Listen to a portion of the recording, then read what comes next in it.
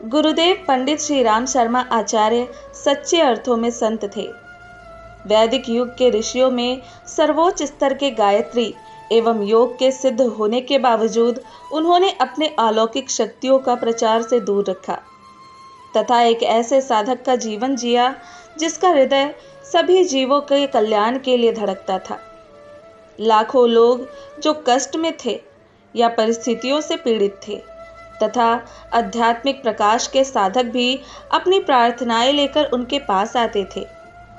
कोई भी खाली हाथ नहीं लौटता था।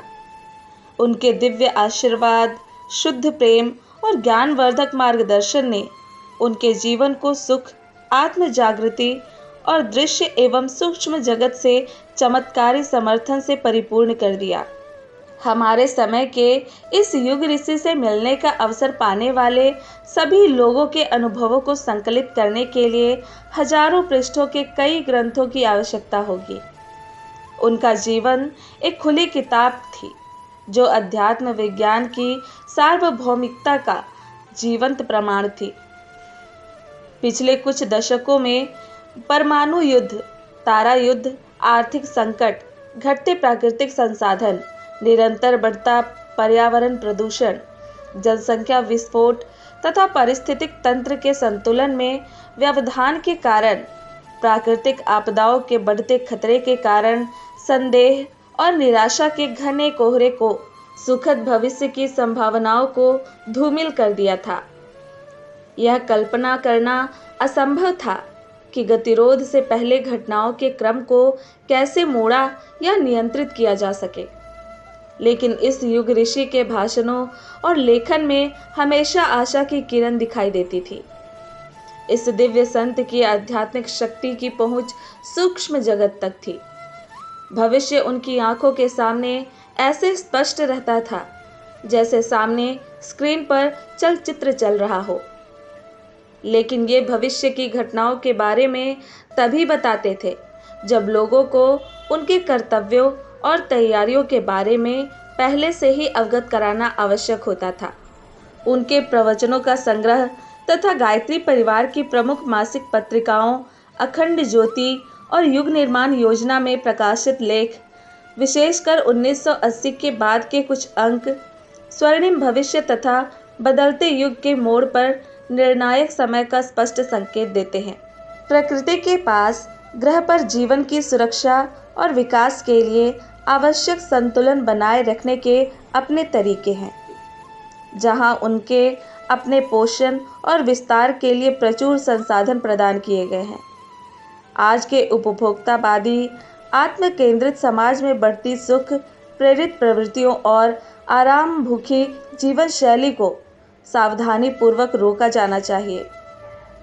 यदि मनुष्य अपनी आदतों और कामुक वासना को अनुशासित नहीं करता है तो ऐसा हो सकता है कि उसके शरीर की प्राकृतिक सुरक्षा प्रणाली ही उसके खिलाफ विद्रोह कर दे। फिर भयानक परिणामों से कोई बच नहीं पाएगा।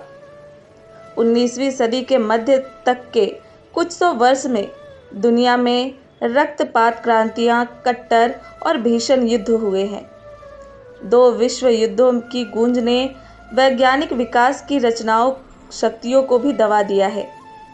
लेकिन याद रखिए, दुनिया का रचयिता इस दुनिया की सभी महाशक्तियों से श्रेष्ठ है। उससे प्रेरित परिवर्तन का क्रांतिकारी आवेग आध्यात्मिक स्तर पर फैल चुका है और जल्द ही विचारों की क्रांति के रूप में प्रकट होने वाला है।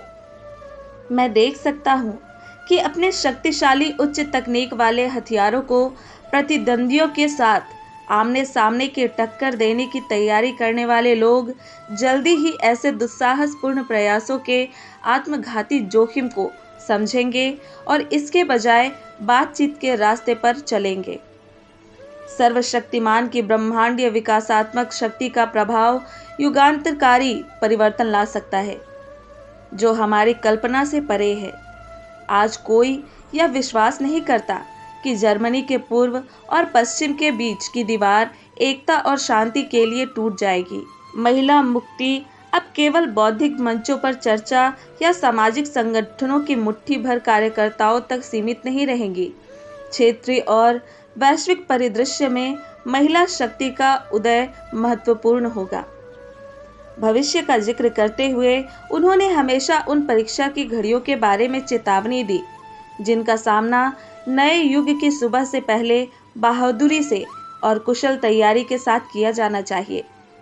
वे अक्सर कहा करते थे, नए युग की सुबह एक नए बच्चे के जन्म की तरह है, जिसके लिए माँ प्रकृति को इंतजार करना होगा और प्रसव पीड़ा सहने के लिए तैयार रहना होगा। उन्होंने 1980 से 2010 के बीच के समय को इस उद्देश्य के लिए महत्वपूर्ण बताया। राजनीतिक, सामाजिक, वैज्ञानिक, आर्थिक मोर्चों पर सर्वोत्तम संभव प्रयासों को निसंदेह तेज किया जाना चाहिए, लेकिन इस महत्वपूर्ण चरण की सबसे महत्वपूर्ण आवश्यकता संत आत्माओं और उनके अनुयायियों द्वारा आध्यात्मिक जागृति के लिए समर्पित प्रयास है। इसके बिना मानव जाति के पाप, बुराइयों और मूर्खताएं जिन्होंने दुनिया को विलुप्त होने के कगार पर ला खड़ा किया है, उन्हें सुधारा नहीं जा सकता है। जन कल्याण के लिए सैकड़ों सुधारात्मक, शिक्षाप्रद और पुनर्निर्माण कार्यक्रमों के अलावा उन्होंने लोगों को गायत्री साधना के माध्यम से अपनी आंतरिक शक्ति को बढ़ाने और सत्प्रवृत्तियों को विकसित करने के लिए प्रेरित और सक्षम बनाया। यज्ञ के दर्शन और अभ्यास को वैज्ञानिक दृष्टि से प्रचारित करना उनके दिव्य मिशन का एक और मील का पत्थर था, जिसने जन कल्याण को परोपकार की भावना से प्रेरित किया और अंध रूढ़ियों के उन्मूलन और ज्ञान के विस्तार के लिए संगठित गतिविधियां की।